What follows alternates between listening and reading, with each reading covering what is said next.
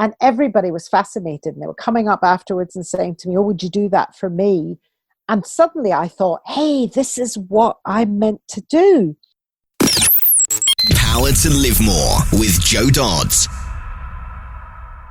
Welcome to the Power to Live More podcast, all about productivity, organisation, well-being, energy and resilience.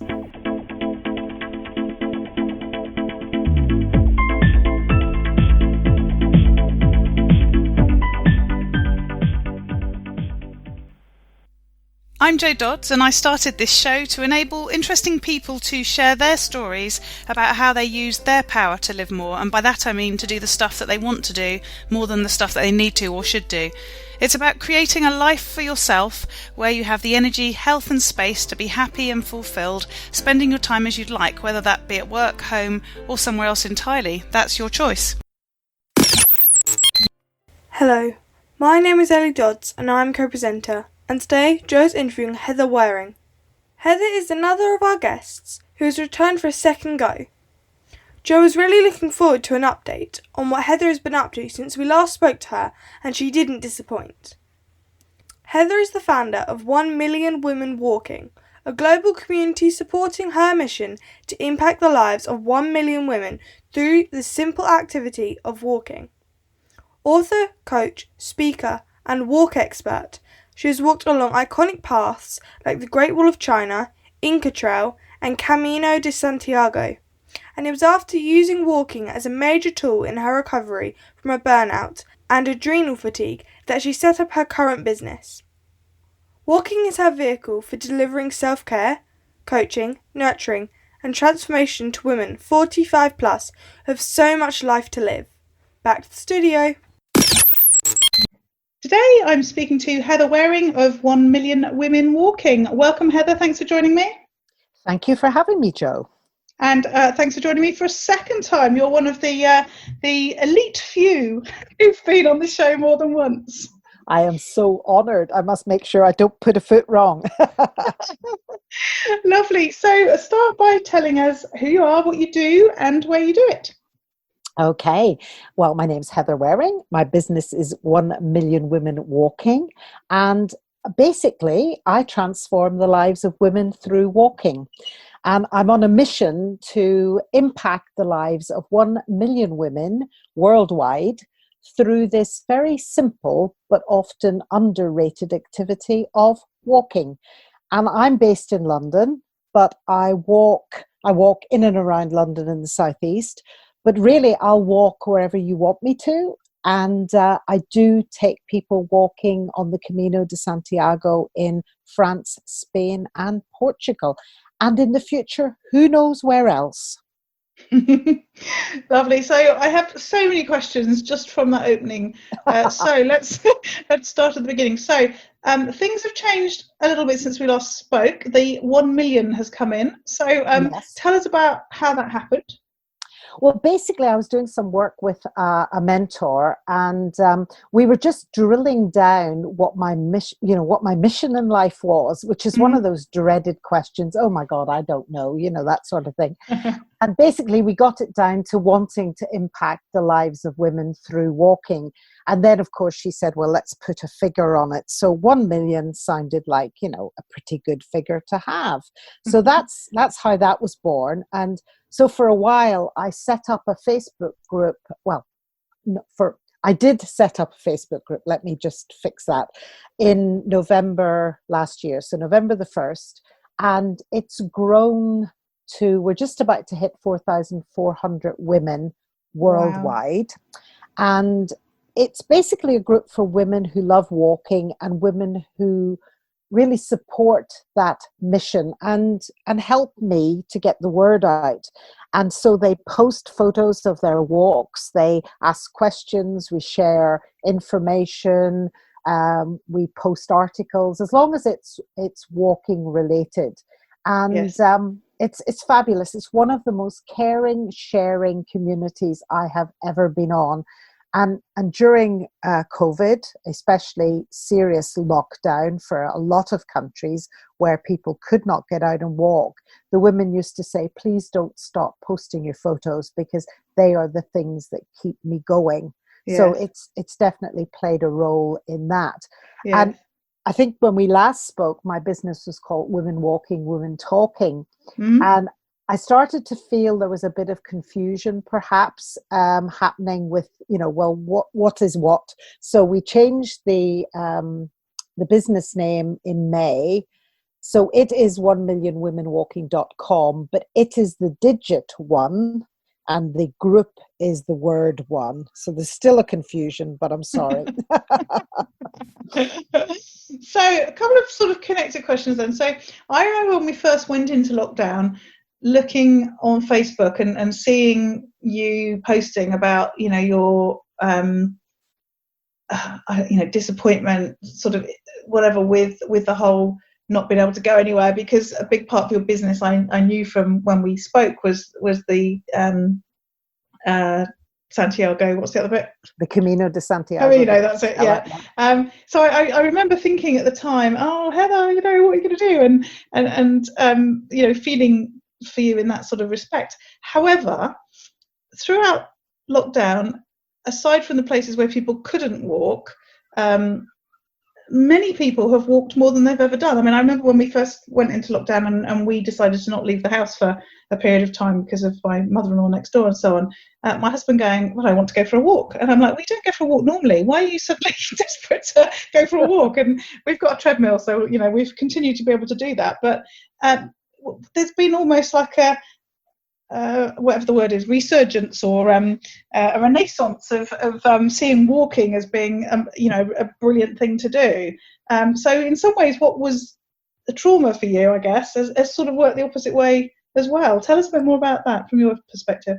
I think you're spot on there. I think in the UK, people realised that one of the ways to get through was actually to get out and take a little bit of exercise. Now, my husband is a runner and he upped his running.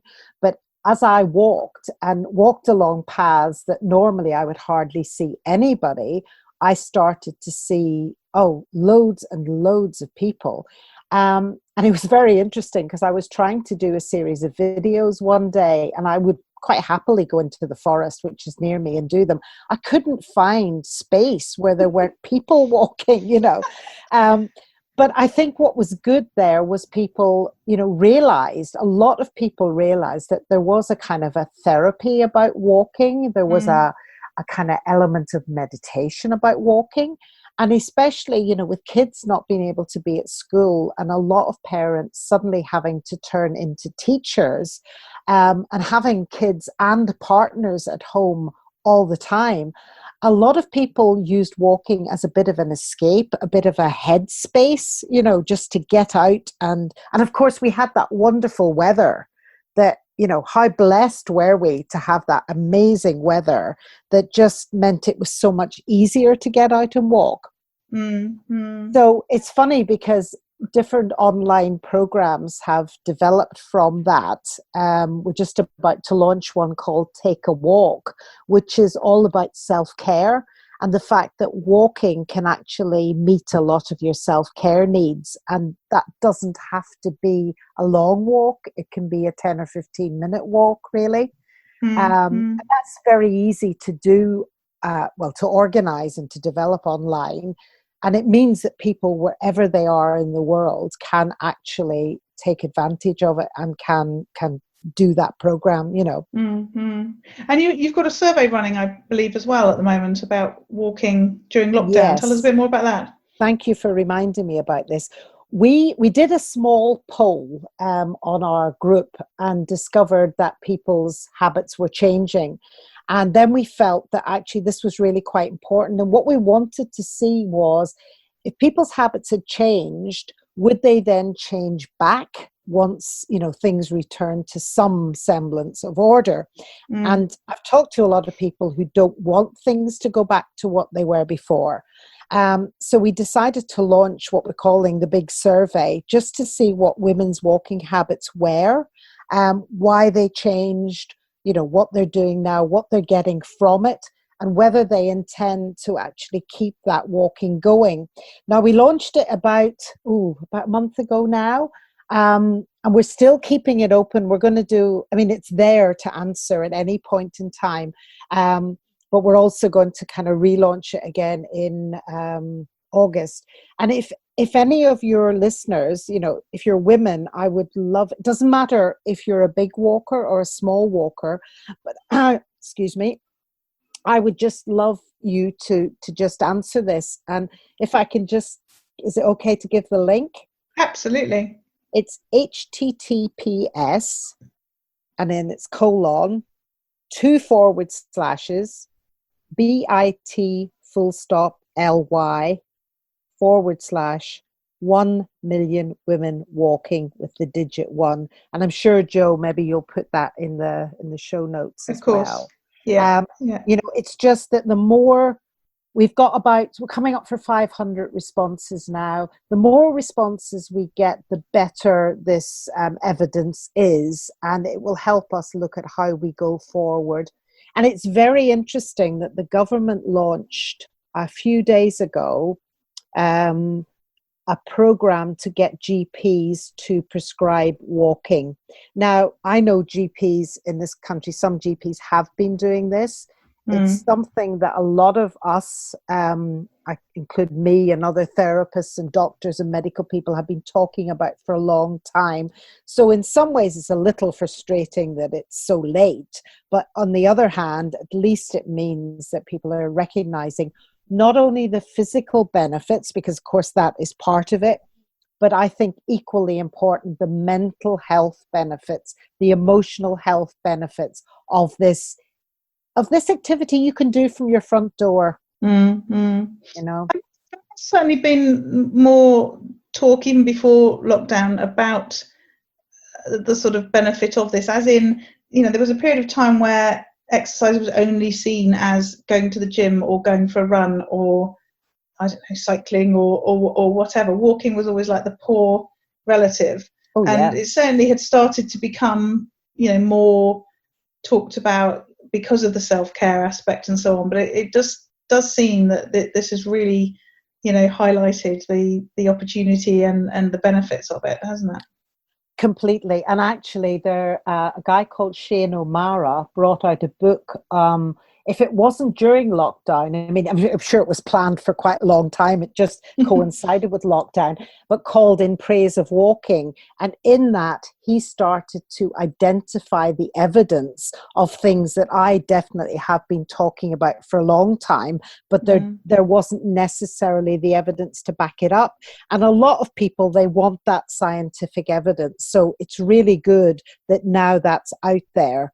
Because, you know, even as a tool, for me, as a tool with my clients for coaching and nurturing, when I walk with clients, whether it's a small group or individually, the expansiveness in thinking that comes from being in the fresh air, the fact that decision making seems to be so much easier, and also the fact that people tend to be more grounded, not only to the earth, but actually within themselves when they're doing that, brings about major, major changes.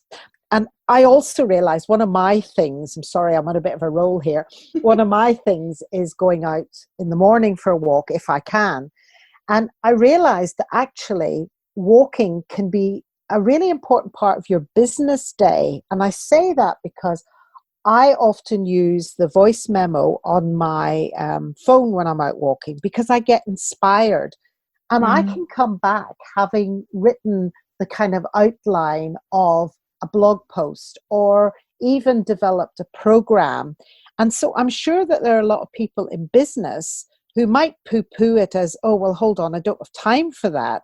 But I would say allow yourself to be a little bit creative, allow the creative juices to flow. And I bet you'll find out that spending an hour walking means that you have written podcasts, you have done various things, even before you've started your formal work, you know. Absolutely. It's interesting. I mean, I might be a bit of sacrilege, but I used to listen to podcasts when I was walking rather than actually just thinking. But it's interesting. When lockdown happened, I thought, I've said on the podcast before, I thought that podcast listens would go up because people had more time. And I found my own behaviour, my podcast listening has gone way down because I don't have the same time I had before. So I don't go walking, I go on the treadmill. So I tend to watch something, even though I don't normally watch video, because I need something to keep me occupied. Otherwise, my porch looks really boring, as you can imagine.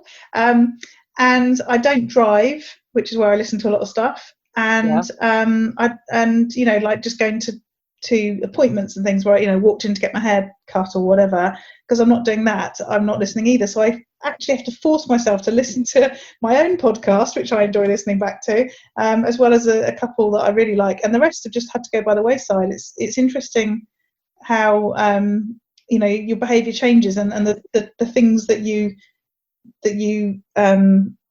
or the sort of times you had to do certain things has changed, and that walking thing's definitely a real opportunity. Yeah, it's very interesting what you say there. I hadn't really thought about that, because I do tend to not listen to something when I'm out walking because I love the sounds of nature. But then on the other hand, I do end up being quite creative and putting stuff into my phone memo, So there's no right and wrong about this stuff, I think, so yeah. No, it's interesting. I mean, it just made me think, we were talking about the schools are going back in September, and my husband's now working from home pretty much permanently, and we don't obviously want Ellie to go on public transport. So we decided between us and my friend opposite that we'll take the children, because she's got two girls as well, to school and pick them up every day between us. And actually I then said, well, hang on, Simon could just take them, because he used to commute to work every day. He's complained that he hasn't got that time in the car to listen to the things he wanted to listen to, his podcasts and things.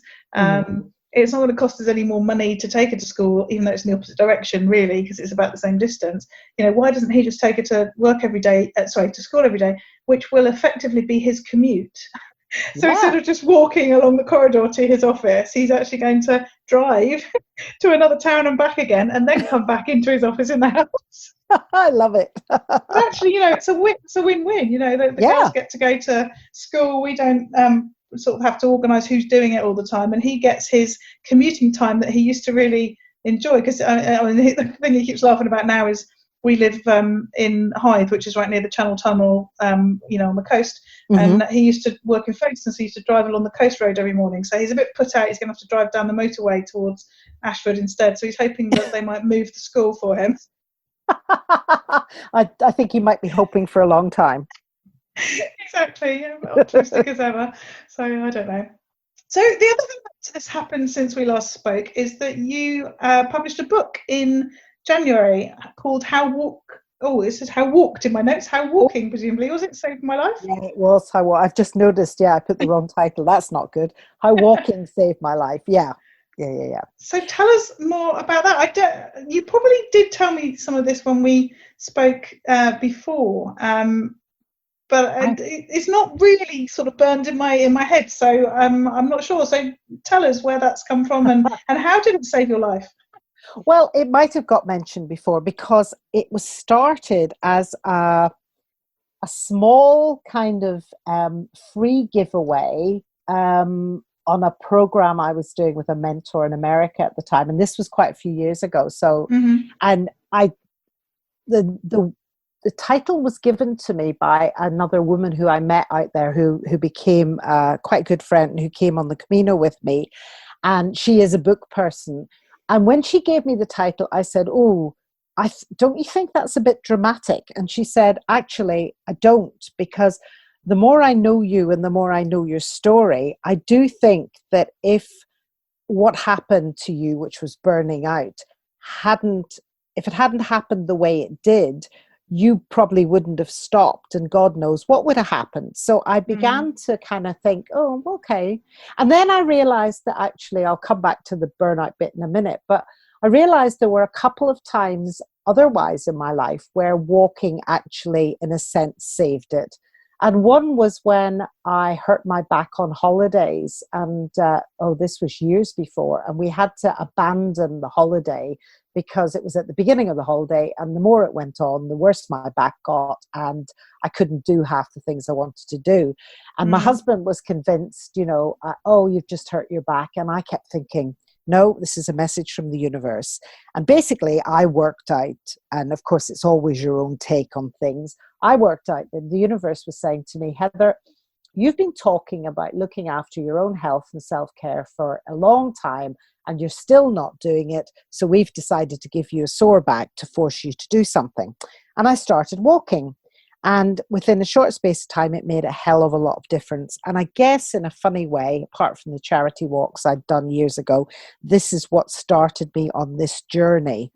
And then I was training for a charity walk when I was head of education at the British Heart Foundation. And I was going through a really bad time there with one particular member of staff who was bullying me.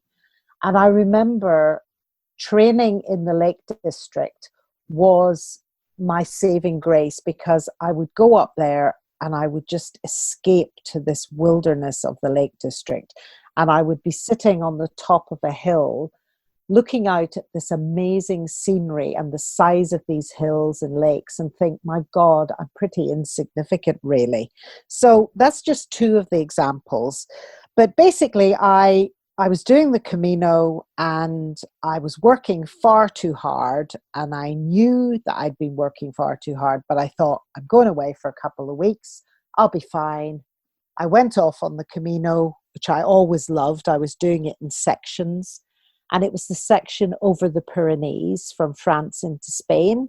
The weather was horrible on the way up, and then a day later turned into hot sunshine, and it was so hot we couldn't sleep. And although I enjoyed it, I came home really, really tired. But actually, that was the straw that broke the camel's back. And that sent me into burnout, or into realizing I had burnt out. And I call it the biggest gift I could ever have been given, because my friend was right. If that hadn't happened, forcing me to stop, I'm kind of scared about what might have happened. And so the book started off as a kind of way to engage clients, and then it sat for a couple of years and nothing happened. And I work with a numerologist who's the most amazing woman. And it came up in my planning with her. And before I knew it, the key time to publish this book from the numbers point of view was January 2020. And so I pulled it back out again and I procrastinated, but I also started working on it. And I launched it on Kindle. And it tells the story. It's in 3 parts. So it's past, present, and future.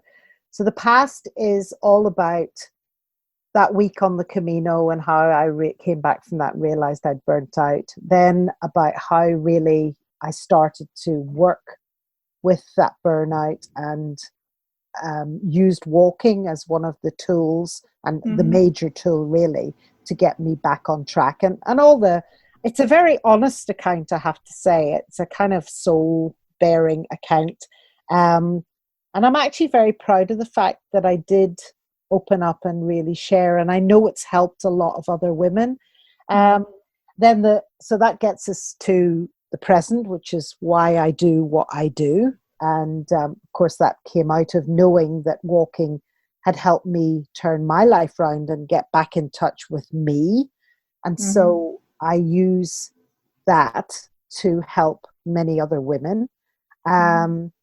Sometimes through actually talking and running programs about burnout and stress and overwhelm, but sometimes just getting women out there and thinking about themselves and focusing on themselves, which is something we women don't always do. And I've seen so many women's lives being transformed.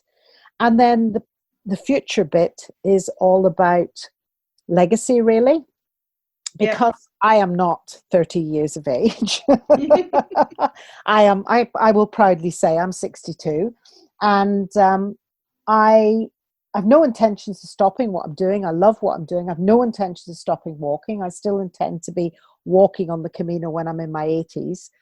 But I think what I want to do, what I want to be able to know happened when I come to the end of my life, is that I've impacted the lives of many millions of women worldwide to walk. And also that I've put walking back in its proper place, which is a powerful tool for activity, health and well-being and transformation. So if I can have achieved that, I'll be pretty happy. Yeah, exactly. So one of the things that sort of struck me as we've been talking, and I'm sure there's people listening who aren't yet a home-based coach or consultant and are thinking that that might be something they'd like to do. And sort of on the face of it, your business has sort of taken something that you love doing yourself, and that it's actually, it's kind of quite simple to tell people to do, you know, go walking. Yeah. But you've turned that into a business. So tell us a bit more. I mean, obviously it's, as you've just been discussing, it's around burnout and coaching people, and you know, when we talked last time and it was women walking, women talking, it was, you know, those sorts of coaching conversations while you're walking. But so many people say, you know, find something that you really love and make that your work, because then, you know, you'll really enjoy it. But many people say, well, I can't do that. And I could imagine somebody thinking, you know, I love walking and I want to turn that into a business, and many people saying to them, don't be ridiculous. How are you going to turn that into a business? Well, you have, you know, what sort of thoughts and tips have you got for people looking at a passion and thinking about how they can create a business from it? Well, the reassurance is that it didn't happen the first time. And I don't say that from a negative point of view. I say it because sometimes you have to try more than once. So way back in 2006, I realized I'd quite like to do this. And I had 3 strands to it. One was walking and talking, so coaching. One was to train women to get fit for treks, because charities at the time were, and they still are, they're more concerned about the fundraising. Understandably, they don't really mind if you get a blister as long as you raise the funds. And I don't say that from a horrible point of view, but I had realized through having done some of these myself that if you trained well, then you would have a much better experience and you would be more likely to do it again and to encourage others. Mm. And the other thing was that I set up some walking groups so that mums who I'd listened to at the school gates saying, oh, I hate the gym, I don't like running, and my pelvic floor doesn't like running. I don't like swimming. Well, I like swimming, but I don't want to do it regularly because there's the hair and the makeup end of it, you know, all of that. And I realized that walking was something that I could set up, and I could take them walking and I could bring them back afterwards, and then they would have the rest of their day. Now, I tried all of those things, and some of them worked to one extent or the other, and some didn't. And after about a year, I just had to think to myself, this is not actually working the way I wanted to. It's not bringing in the money I wanted. And actually, it's starting to affect my love of walking. So I stopped it. But in the back of my mind was always this wish to take groups of women walking.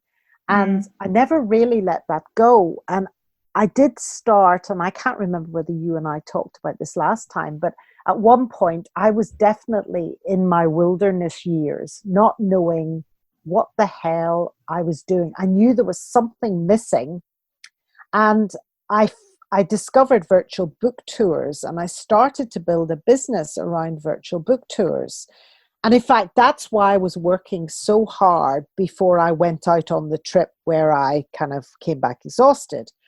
And I had also set up to go and do a workshop at a big global speakers conference in Canada that winter. And I took time off, and then I went out to Canada and I did this, and I talked about virtual book tours, because nearly every speaker has a book, and everybody was fascinated, and they were coming up afterwards and saying to me, oh, would you do that for me? And suddenly I thought, hey, this is what I'm meant to do. And so I started doing it. But of course, I jumped into it, and it was all systems go. And about 6 months later, coupled with the fact that we had been burgled and I'd lost my laptop and the backup files were all corrupt, and therefore I lost 6 months of work on this new business, which with hindsight was meant to happen. I kind of crashed again. And so then I took a year out. Now, it's a long answer to a question, sorry. Part of my, while I was in my second go at sorting this burnout, I was doing some work with Joanna Martin of Lead the Change, 1 million women, or not 1 million women, one of many. Yeah. And I remember having a VIP day with her and 5 other people. And my question when it came to, we all had about half an hour to talk about ourselves, and everything else was sort of generic. And I remember saying, how do I keep the virtual book tour happening, because that's what brings in the money at the moment, and organically let the walking develop? And everybody commented, and everybody thought both businesses were a good idea, but everybody said the passion was with the walking. And I remember Jo saying to me, Heather, in all the time I've known you, and I'd probably known her from about 2012, she said, the only thing that I've ever known you really want to do is take women walking. So for goodness sake, stop trying to do everything else and do this. Yeah. And it's ridiculous that sometimes we need permission from somebody else to do what we know we should be doing. But that's what happened. And I came home that night via the forest, which I tend to do. And we'd done this visualization on the day. And we had to imagine a wild animal, and I'd imagined a deer. And I'd imagined being able to put my arm around this deer and stroke its nose.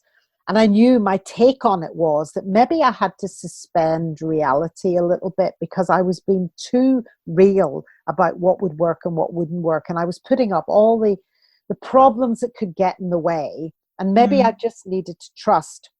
And I'm driving up through the forest. It's kind of twilight. And there, crossing the road in front of me, is not 1, but 3 deer. And I just remember thinking, my God, if you ever wanted a sign, girl, that's it. And so I then started to take the business. Now, you asked about taking passion. I think it's a great thing to be able to do, but there's not always a market for your passion. So I think you have to test out if there is a market. And I started really with the Camino stuff. I knew I wanted to take a group of women away walking, and I knew the Camino for me had been a big transformation tool, and it had been spiritual. And so I developed this week program, and I tested it, and it went really well. And I found out some things that didn't work, and I found out things that did work. And then I tested it again, and it worked again. And then I spent time bedding that down. And then I started to develop other things from it. But I was making money from it. And I think I'm still testing, every time I do something new. And I think most of us in business are. You have to continually kind of test and tweak and move with the times and develop, as you see fit as you go along, Yeah. So I think you can turn your passion into a business. I consider myself extremely lucky, and my top value in life is health, and this helps me stay healthy. But I think you can't just automatically assume because you have a passion that it will work. You have to look at how you can engage others and where you can make the money. And the first time, I would say it didn't work for me at all. It wasn't bringing in the money. I had to find a different angle, a different way. That's such a great sort of reminder of how important it is to be flexible and not see those sort of dead ends as, an issue, or maybe they're not dead ends, they're just the long route round to where you need to be, sort of thing. And that is so true for people with not just people with their own business. It tends to be when they're sort of the smaller businesses, one-man band type businesses, because you can be flexible. That is, I suppose, almost a positive and a negative. You can be too flexible or you can be too dogmatic or whatever, but you have got that opportunity to test and move quickly, much more quickly than a bigger company that's got other people involved and that sort of thing. And it's about keeping your sort of bright mind open to that need to change, isn't it? It is totally. And I mean, I'm just thinking back as you were speaking, it's probably been about 7 years from the first time and the second time. However, within that, I didn't know at the time, but those wilderness years were all about me burning out. But I wasn't listening to the voice. I wasn't listening to my body. And if I'd paid attention earlier, then maybe I would have built the business earlier, but then maybe I wouldn't have built the business at all. You know, you just never know. But you can probably do it quicker than I did, trying it a different way. But that's just what happened to me. So I'm really mindful that we have totally gone off piste in terms of what I normally ask. Because no, not at all. I think that was intentional through, you know, what you have shared and been able to share with us. I just don't want to suddenly sort of pop into the sort of end of the interview, that my last couple of questions, not having given you a chance to answer any of the questions that I say I might ask you. So be good is to and obviously we'll have covered some of this off when we spoke, you know, the previous time. But you know, we talk about productivity, we talk about getting things done, we talk about working with other people, how we keep ourselves energized, how we keep moving forward and learning. Those are the sort of key themes of the podcast. What else do you have to share across any or one of those themes with the listeners, just so that I don't cut you off in your prime, because it's been such a valuable discussion. I'm so pleased that we've had the discussion that we've had. And I'm sure there's something in there about, you know, self-care and so on through the walking, which we've sort of started to touch on anyway. But what else, you know, tell me what else you want to tell me. Well, I think, you know, in terms of what I do to kind of keep improving myself or learning, you know, I think one of my big learnings has been how important that mind-body connection is, because I realized that I'd become totally in my head and not my body. And I think a lot of us end up there. So, you know, one of my ongoing elements of learning is to just be aware of that mind-body. And I started doing restorative yoga, and that's really helped with that. So, you know, I think there's things we all can learn to do. One of the things that really sets my day up well is when I stick to my morning rituals. And there is a longer and a shorter ritual depending on how much time I have. But, you know, it's usually something like a little bit of yoga, reading, a little bit of reading, and reading something kind of mindful, reading something spiritual, something useful. And also, if I can, it's also going for a walk. But it's those little, whenever I do those things, I just start the day off in a much better way. And I suppose what it is actually just giving yourself that little bit of time and not jumping out of bed straight into a full day of work. And I do also work regularly, not all the time. I take breaks, but I'm usually working with some mentor, or I'm on some small course that helps me, you know, just link into where I am, where the business is. And I think the other thing that I've really discovered in the last couple of years is I have invested in bringing on people who have expertise where I don't. And you know, I'm not an overly techie person. I can do certain things, but I was finding I wasn't getting my newsletter out because every time anything went wrong with the tech, when I was trying to put it into the system, it would take me ages to put right again. And so now I have a VA who's a techie VA, and she does all of that for me. And yes, I pay her to do it, but my God, it's worth the peace of mind that I pay her, because of course she does it. I write the content, I send it to her, and she does it in a very short space of time. So I think, you know, if you're in business, then definitely think about what you're not particularly good at and what takes you a long time, and see if you can invest in somebody to do it. Because, as I say, the peace of mind is just amazing, So, yeah, we were talking before we came on, weren't we, about how many podcast interviews I've done and how I've been, able to get them out every week since I got someone else to do my show notes. And prior to that, every week was not a phrase that would be applied to it. Indeed, yeah.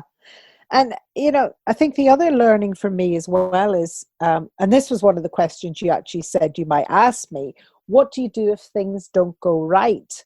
And in the past, I would have just battled on. And now what I will do is I'll look at what needs to be done that can't not be done. So I had a really bad day last Wednesday, and I came off a call feeling awful, and I just wanted to go and bury myself beneath the duvet with ice cream and Netflix, one of those days. Yeah. And I just looked at what had to be done, and I kind of thought, okay, can that wait? No. Can that wait? Yes. Can that wait? Yes. Can that wait? Yes. Can that wait? No. So I did the couple of things that had to be done, and then I just stopped, because it wasn't going to help me pushing on. And actually going away, and I don't even know if I did get ice cream, but I definitely probably watched some Netflix. And the next day I was right as rain again. I think sometimes we battle so much with, I can't do that. It's the middle of the day. I can't stop. But actually you can. It's okay, Yeah. So, yeah. Definitely. So that was my second to last question. And my last question is, what about those days where you get to live more? And that's where I talk about getting to do more of the things that you want to do and less of the stuff that you don't want to do. Ooh. What do those days look like for you? Those days will often have some kind of feedback from a client. And it might not be them emailing me directly and saying, oh, Heather, thank you very much for blah, blah, blah.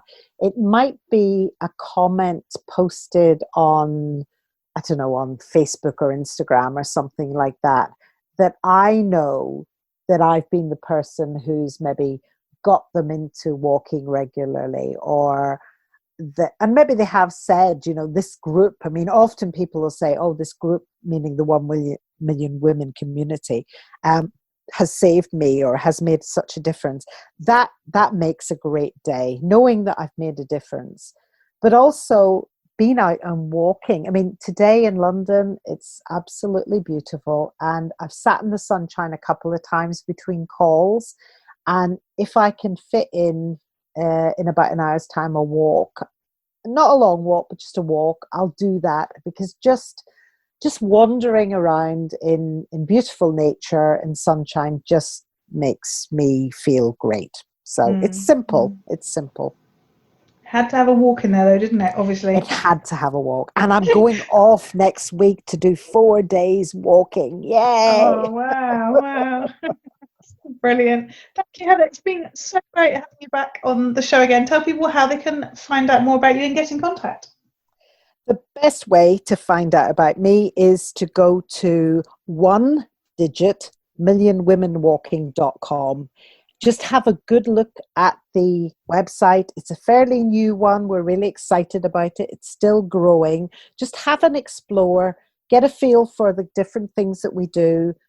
Go on Facebook, join the 1 Million Women Walking community, and that's with a 1 O-N-E this time.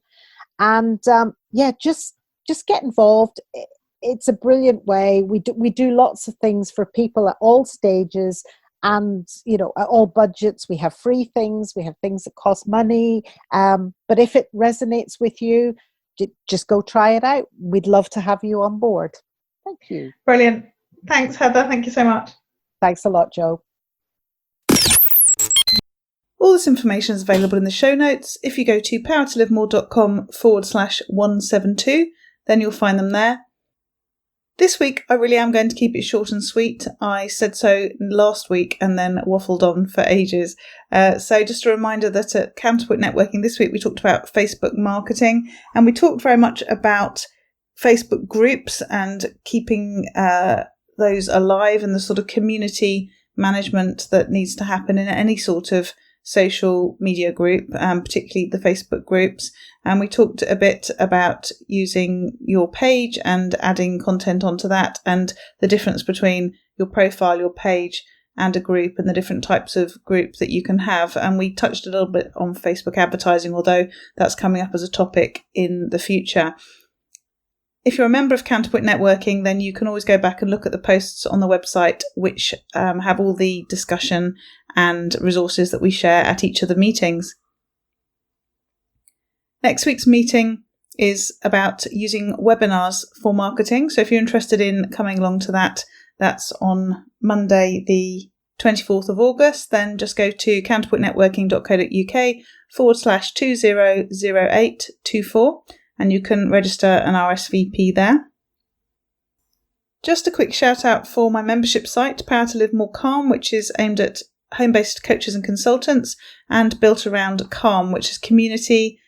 We use a Slack group so that we can all keep in touch and ask questions, and people have a direct route to me through that. Accountability, so various ways of doing that, including a daily bot on our Slack account, which means that we keep ourselves accountable to the one thing we're going to do each day. Learning, and there's a load of courses on there, and the most recent one I mentioned last week, which is the content upgrade lead magnets. So there's a course on how you can set that up yourself, and also materials. So there's loads of templates and checklists and various other items that you can download and use in your business, so that you don't have to think about starting those off yourself, reinventing the wheel and all that sort of thing. So I just thought I'd mention it because I've got the discount code Strange Times still valid at the moment. So if you go to powertolivemore.com/getcalm and enter Strange Times, then you get the first month free, and then after that it's £37 a month. So if you're interested, go to powertolivemore.com/getcalm and you can join us using the code Strange Times for the first month, and then decide what you do after there. There's no obligation to continue. Hopefully you will, because you realise what a great community it is and you get the support that you're looking for. And a reminder that the show notes are at powertolivemore.com/172, and we look forward to speaking to you next week. Use your power to live more.